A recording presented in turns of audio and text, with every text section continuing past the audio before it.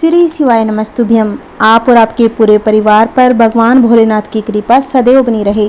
आप सभी को सोमवती अमावस्या की हार्दिक शुभकामनाएं।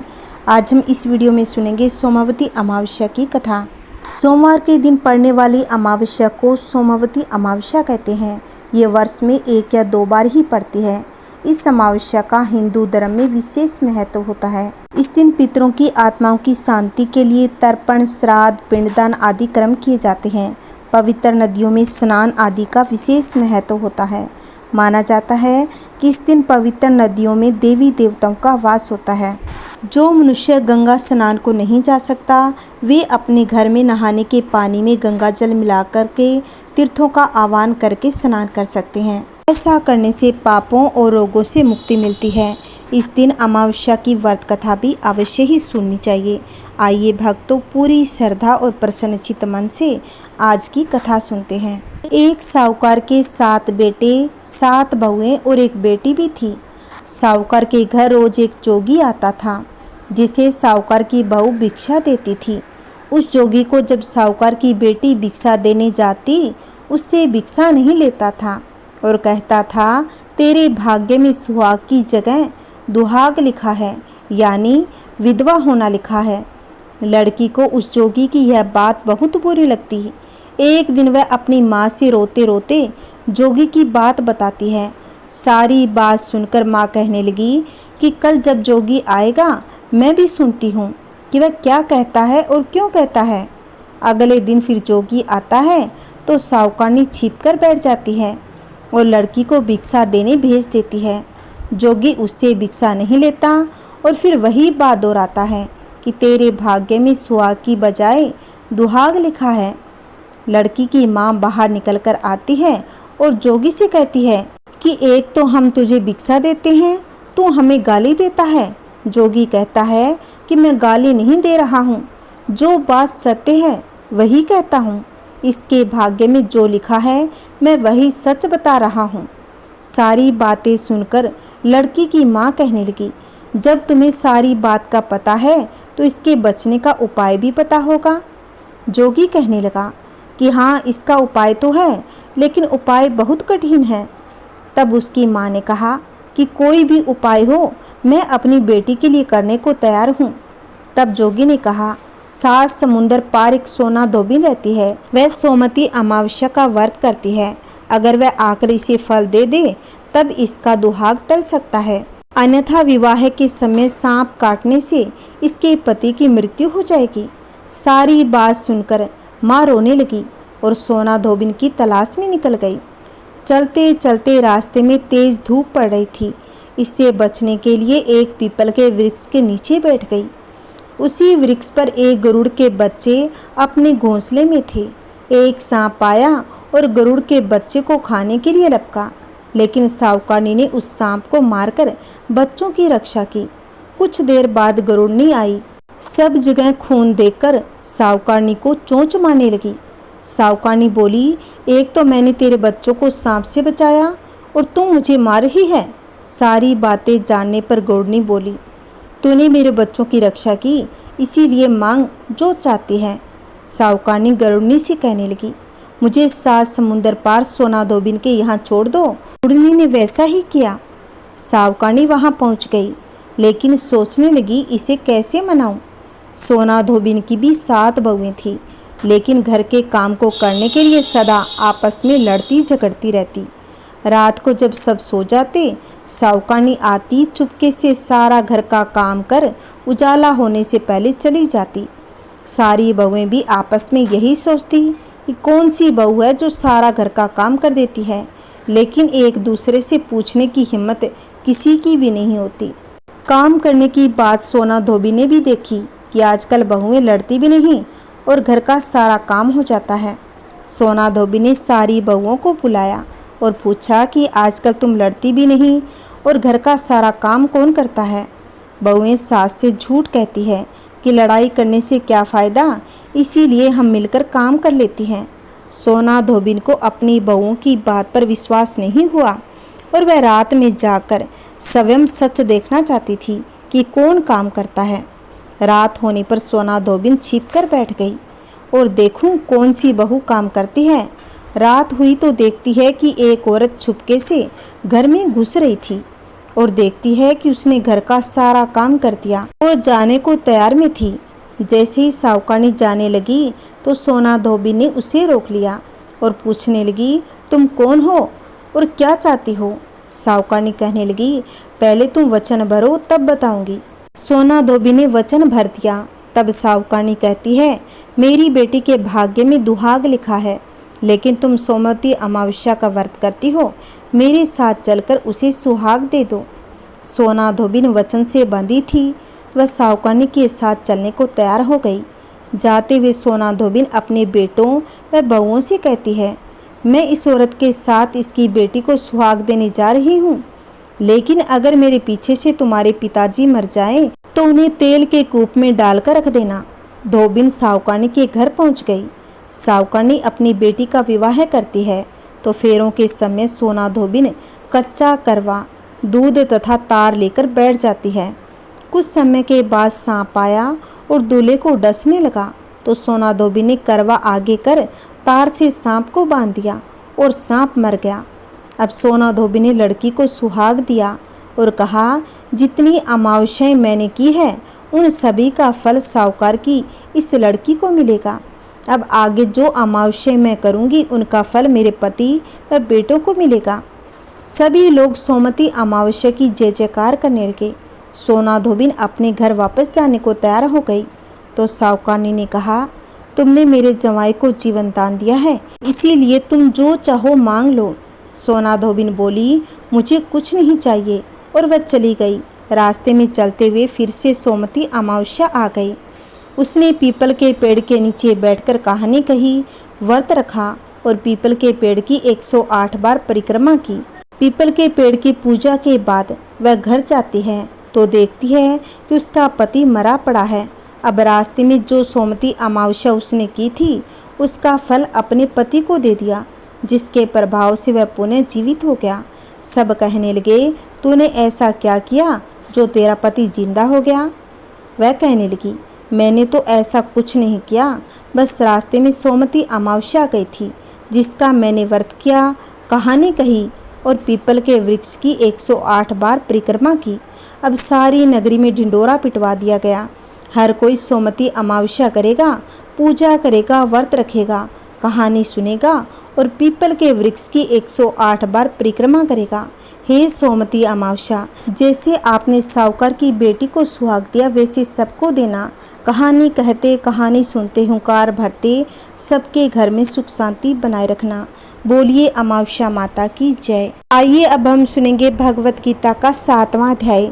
भगवत गीता का 7वां अध्याय पितर मुक्ति और मोक्ष से जुड़ा हुआ है। अमावस्या के दिन 7वें अध्याय का पाठ करने या सुनने से पितर दोष से मुक्ति मिल जाती है और पितरों का आशीर्वाद भी मिलता है। आइए भक्तों, पूरी श्रद्धा प्रसन्नचित्त मन से इस अध्याय को भी पूरा अंत तक सुनना। आधी अधूरी कथा सुनने से व्रत का पूरा फल नहीं मिलता।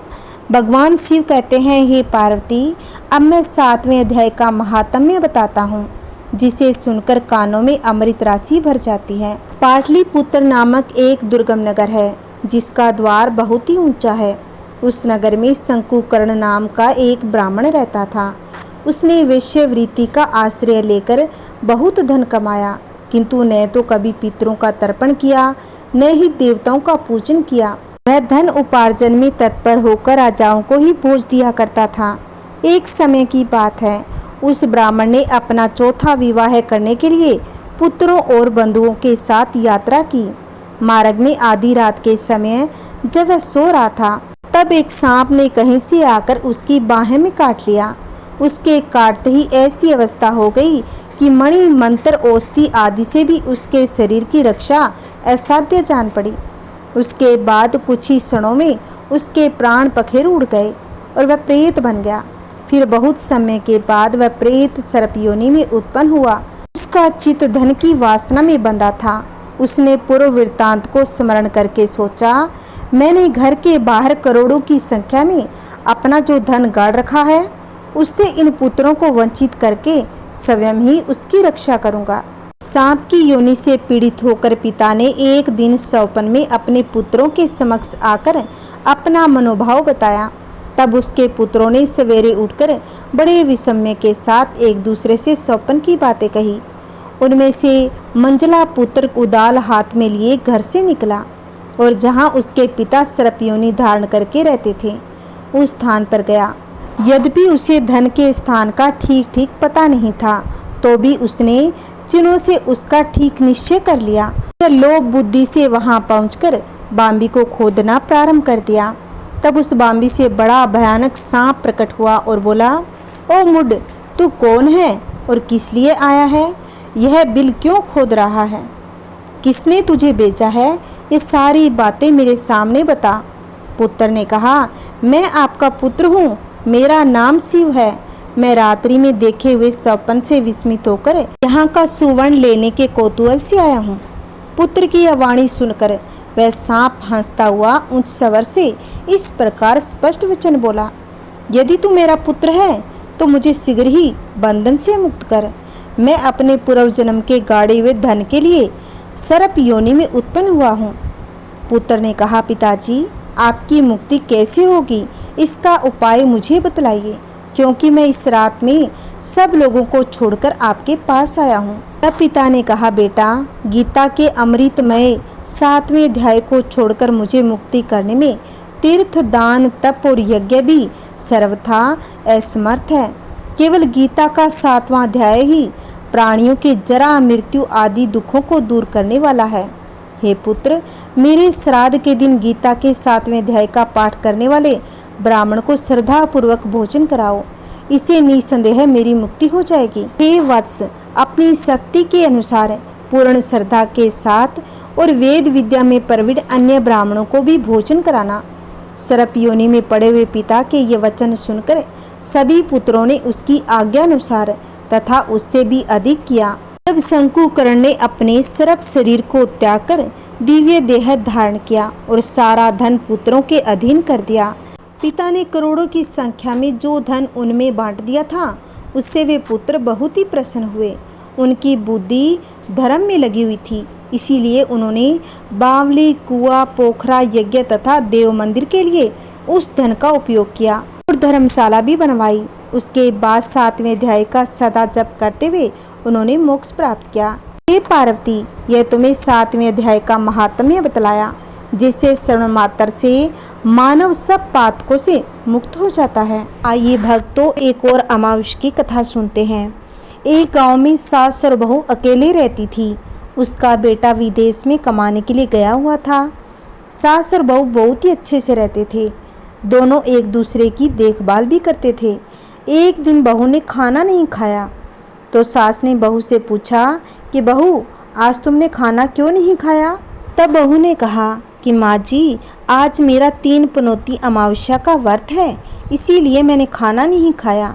तब सासू ने कहा, बहू, यह व्रत क्या होता है और यह व्रत करने से क्या फल मिलता है, मुझे भी बताओ। तब बहू ने कहा कि सासू माँ, 3 पनौती अमावस्या का व्रत करने से बहुत पुण्य मिलता है। घर में अन्न धन बना रहता है, सुख शांति रहती है तथा अटल सुहाग मिलता है और पुत्र की प्राप्ति होती है। इस व्रत में प्रत्येक वर्ष अलग अलग खाना खाया जाता है। विष्णु भगवान के मंदिर में चढ़ावा चढ़ाया जाता है या फिर किसी ब्राह्मण को दान दिया जाता है। फिर बहू ने अपनी सासू से कहा कि माँ जी, इस व्रत का अगर संकल्प लेते हैं तो इसे पूरा भी करना होता है। अगर पूरा नहीं करते तो सास बहू में झगड़ा और घर में अशांति हो जाती है। तब सासू ने कहा कि बहू, मेरी तो उम्र हो गई है, लेकिन तुम यह व्रत अवश्य ही करो।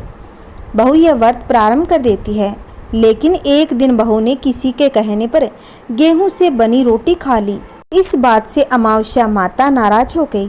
जो सास और बहू बहुत ही प्यार से रहते थे और इन दोनों में झगड़ा होने लगा। सभी गांव वाले इस बात से हैरान हो गए, ये सब क्या हो रहा है? सास अपनी बहू को कहने लगी, तुम जब से हमारे घर में बहू बन के आई हो, तब से हमारे घर से लक्ष्मी चली गई। तुम हमारे घर के लिए शुभ नहीं हो। तब बहू ने कहा कि हे सासू माँ, आप ऐसे क्यों कहती हो? यदि आपके घर की लक्ष्मी चली गई तो बताइए, लक्ष्मी कहाँ से मिलेगी? मैं लक्ष्मी को लेकर आऊँगी। तब सास ने कहा कि लक्ष्मी तुम्हें समुद्र के बीच में भगवान विष्णु के पैर दबाते हुए मिलेगी। जा, यदि तू लाना चाहती है तो लेकर आ। जब तक तू लक्ष्मी जी को अपने साथ लेकर नहीं आएगी तब तक इस घर के अंदर पैर मत रखना। बहू लक्ष्मी जी की खोज में घर से निकल गई। जब बहू लक्ष्मी जी को खोजने के लिए निकली तब उसे बीच रास्ते में एक गाय मिली। वह बहू से पूछती है कि आप कहाँ जा रही हो। तब बहू ने कहा कि हे गाय माता, मेरी सासू मुझसे कहती है कि मेरे आने से उसके घर में अन्न धन की कमी हो गई और उनके घर की लक्ष्मी चली गई। मैं लक्ष्मी जी को लेने जा रही हूँ। तब गाय माता ने कहा कि बेटी, अगर तू जा ही रही है तो भगवान से मेरे बारे में पूछ लेना। तब बहू ने कहा कि हे गाय माता, मैं आपके बारे में पूछ तो लूँगी, तो आप बताइए तो सही, आपके बारे में क्या पूछूं? तब गाय माता ने कहा कि मेरा जब भी बछड़ा होता है वह मर जाता है, जिंदा नहीं रहता। तो भगवान से पूछ लेना कि मेरे साथ ऐसा क्यों होता है, मैंने ऐसे कौन से कर्म किए हैं। तब बहू बोली, गाय माता, मैं आपके बारे में ज़रूर पूछ लूँगी। यह कहकर बहू आगे बढ़ गई। अब देखिए, आगे जाते ही बहू को एक घोड़ी मिली। उसके गले में बड़ा सा घंटा बंधा हुआ था। घोड़ी ने भी कहा, बेटी, तुम मेरे दुख का निवारण भी भगवान से पूछ लेना। तब बहू ने कहा, ज़रूर पूछ लूँगी। यह कहकर बहू आगे बढ़ गई। आगे जाते ही बहू को एक अंधा और बहरा बुजुर्ग मिलता है। वह भी बहू को अपनी समस्या भगवान से पूछने के लिए कहते हैं। तब बहू उसकी समस्या भी भगवान से पूछने के लिए हाँ करके आगे बढ़ जाती है। आगे जाते ही बहू को एक बूढ़ी औरत मिली जो हाथ और पैर से अपाहिज थी। वह भी बहू से अपनी समस्या भगवान से पूछने के लिए कहती है। तब बहू उसकी समस्या को भी पूछने के लिए तैयार हो जाती है और फिर आगे बढ़ जाती है। आगे जाते ही बहू बहुत ही थक गई और एक आम के पेड़ के नीचे बैठ गई। तब आम का पेड़ बहुत ही खुश हो जाता है और बहू से पूछता है कि बेटी, तुम कहाँ से आई हो और कहाँ जा रही हो। तब बहू ने कहा, मैं लक्ष्मी माता को लेने जा रही हूँ। तब पेड़ भी अपनी समस्या भगवान से पूछने के लिए कहता है कि मेरे पेड़ पर लगे आम पकने के बाद भी खट्टे क्यों होते हैं, इस बारे में भगवान से ज़रूर पूछना। तब बहू उसकी समस्या लेकर आगे बढ़ जाती है। आगे जाते ही बहू को एक तलाई मिलती है। वह भी बहू को बताती है कि तुम भगवान से पूछना कि मेरे तलाई का पानी इतना मेला क्यों है, कोई भी इसे नहीं पीता। तब बहू कहती है, ज़रूर पूछ लूँगी। यह कहकर बहू आगे बढ़ जाती है। बहुत दिन जंगल में चलते चलते वह बहुत ही थक गई। उसे भूख भी लगी हुई थी, लेकिन खाने को नहीं मिलने के कारण वह थक जाती है और जंगल में बेहोश होकर गिर जाती है। उसी समय भगवान विष्णु माता लक्ष्मी वहाँ पर विचरण कर रहे थे। तब माता लक्ष्मी विष्णु जी से कहती है, हे नाथ, यह आपकी बहुत बड़ी भक्त है, आप इसके दुखों का निवारण करो प्रभु। तब भगवान विष्णु कहने लगे, हे देवी, इस संसार में बहुत जीव दुखी है, सभी अपने अपने कर्मों का फल भोग रहे हैं, किस किस के दुख का निवारण करूं। तब माता लक्ष्मी ने विष्णु जी से विनती की और कहा कि हे प्रभु, हे नाथ, वह भूखी प्यासी है और इसे यहाँ अगर ऐसे ही छोड़ दिया जाएगा, जंगली जानवर इसे अपना शिकार बना लेंगे। माता लक्ष्मी की बात सुनकर भगवान विष्णु एक साधु का भेष धारण करके और बहू के पास जाते हैं। बहू को होश में लाते हैं और साधु के भेष में भगवान उससे पूछते हैं कि वह यहाँ क्यों आई और कहाँ जा रही है। तब बहू पूरी बात बताती है और उसकी बात सुनकर भगवान विष्णु और माता लक्ष्मी प्रकट हो जाते हैं। इसके बाद अमावस्या माता भी प्रकट हो गई। बहू उनके चरणों में गिरकर वंदना करने लगी। अमावस्या माता बहू को कहने लगी कि हे बेटी, तूने मेरे व्रत को खंडित किया है, इसी की सज़ा मिली है तुम्हें, लेकिन अब मैं तुम्हें माफ़ करती हूँ। तुम घर जाओ, तुम्हारा घर अन्न धन से संपन्न हो जाएगा, तुम्हारा घर सुंदर महल में बदल जाएगा, तुम्हारी सभी मनोकामनाएं पूर्ण होगी। यह सब होने के बाद बहू से रास्ते में जो भी मिला उसके सभी दुखों का निवारण करने के लिए विनती करती है। तब भगवान विष्णु कहते हैं कि हे बेटी, गाय ने कभी अपना दूध किसी को नहीं पिलाया, उसी से उसके बछड़े जिंदा नहीं रहते। तुम उसका दूध पी लेना, जिससे उसके बछड़े जिंदा रहने लगेंगे। और जो घोड़ी पिछले जन्म में आटा पीसने वाली महिला थी, वह किसी को आटा पीसने नहीं देती थी। इसीलिए उसके गले में बड़ी सी चक्की की घंटी बंधी हुई है। उसके पाट खोल देना, वह बिल्कुल ठीक हो जाएगी। और वह बूढ़ा व्यक्ति कभी भगवान के मंदिर में नहीं गया और कभी उसने भगवान के भजन नहीं सुने। तुम उसको मंदिर में ले जाना और दर्शन करवा देना, वह ठीक हो जाएगा। जो बुजुर्ग महिला थी, उसने कभी भी अपनी जवानी में दान पुण्य नहीं किया, इसीलिए उसे यह सज़ा मिली है। वह हाथ पैर से अपाहिज है, तुम उससे दान करवा देना तो उसकी विकलांगता दूर हो जाएगी। और उस आम के पेड़ ने कभी किसी बच्चे को अपने आम खाने को नहीं दिए, इसीलिए उससे कभी आम पकने के बाद भी खट्टे रहते हैं। तुम उस पेड़ का आम खा लेना, फिर उस पेड़ पर मीठे आम आएंगे। और बात रही तलाई की, तो तलाई का पानी पिछले जन्म में देवरानी जेठानी थी। वह हमेशा झगड़ती रहती थी, इसीलिए उसका पानी मेला है। तुम उसका पानी पी लेना, वह तलाई भी शुद्ध हो जाएगी। बहू ने भगवान विष्णु, माता लक्ष्मी और अमावस्या माता को नमन करके घर जाने के लिए निकली। रास्ते में उसे जो भी मिला उसकी सभी समस्या भगवान से कहा और उसी अनुसार दूर भी करती गई। सभी उसे आशीर्वाद देते हैं। घर जाते ही उसका घर एक सुंदर महल में परिवर्तित हो गया तथा घर में अन्न धन से भरा मिला। अब बहू सास से कहने लगी कि सासू माँ, आपने सच ही कहा था, मैं आपके लिए शुभ नहीं हूँ। मेरे जाने से ही आपके घर में लक्ष्मी आई है। अब मैं यहाँ नहीं रहूँगी, मैं तो मरने जा रही हूँ। तब सासू ने कहा, हे बेटी, यह सब तुम्हारी 3 पनौती अमावस्या व्रत का फल हमें मिला है। तुम यहाँ पर ही रहोगी, कहीं नहीं जाओगी। और सास बहू खुशी खुशी से रहने लगी।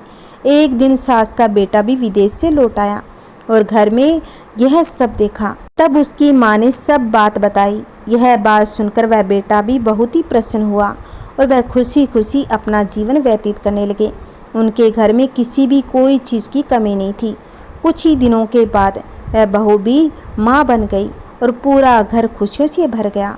बोलिए अमावस्या माता की जय। जैसे अमावस्या माता ने बहू को धनवान बनाया और बहू के माथे से कलंक मिटाया, उसी प्रकार सभी भक्तों को धनवान बनाना, धन संपत्ति देना, खुशियाँ देना, सभी व्रती महिलाओं के कलंक को धोना। बोलिए लक्ष्मी माता की जय। ओम नमः शिवाय। हर हर महादेव। आइए भक्तों, अब हम सुनेंगे शिव जी की आरती। जय शिव ओंकारा, हर शिव ओंकारा, ब्रह्मा विष्णु सदा शिवे, ब्रह्मा विष्णु सदा शिवे, अर्धांगी धारा। ओम जय शिव ओंकारा। एकानन चतुरानन पंचानन राजे, प्रभु पंचानन राजे। हंसानन गरुड़ासन, हंसानन गरुड़ासन, वृषवाहन साजे। ओम जय शिव ओंकारा। 2 भुज 4 चतुर्भुज 10 भुज अति सोहे, तेरे गुण रूप निरखता, तेरे गुण रूप निरखता, त्रिभुवन जन मोहे। ओम जय शिव ओंकारा। अक्ष माला वन माला रुद्र माला धारी, चंदन मृग मद सोहे, चंदन मृग मद सोहे, भाले शशिधारी। ओम जय शिव ओंकारा।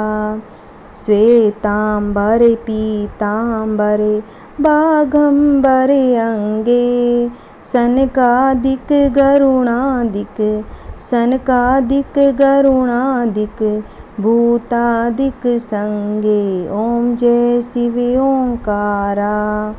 कर के मध्य कमंडलू, चक्र त्रिशूल धरता, जग करता जग भरता, जग करता जग भरता, जग संहार करता। ओम जय शिव ओंकारा। ब्रह्मा विष्णु सदा शिव, जानत अविवेका, पर्णवाक्षर के मध्य, पर्णवाक्षर के मध्य, ये तीनों एका। ओम जय शिव ओंकारा। काशी में विश्वनाथ विराजत, नंदी ब्रह्मचारी नित उठी भोग लगावत, नित उठी भोग लगावत, महिमा अति भारी ओम जय शिव ओंकारा। तेरे गुण शिव जी की आरती जो कोई नर गावे, कहत शिवानंद स्वामी, कहत शिवानंद स्वामी, मनवांछित फल पावे ओम जय शिव ओंकारा। हर शिव ओंकारा, जय शिव ओंकारा। जय श्री कृष्णा, राधे राधे, ओम नमः शिवाय, हर हर महादेव। अगर आपको मेरी कथाएं अच्छी लगती हैं तो प्लीज़ इसको शेयर करें, लाइक करें और कमेंट में हर हर महादेव की अवश्य लिखें। अगर मेरे चैनल को आपने सब्सक्राइब नहीं किया तो प्लीज़ इस चैनल को सब्सक्राइब कर लें।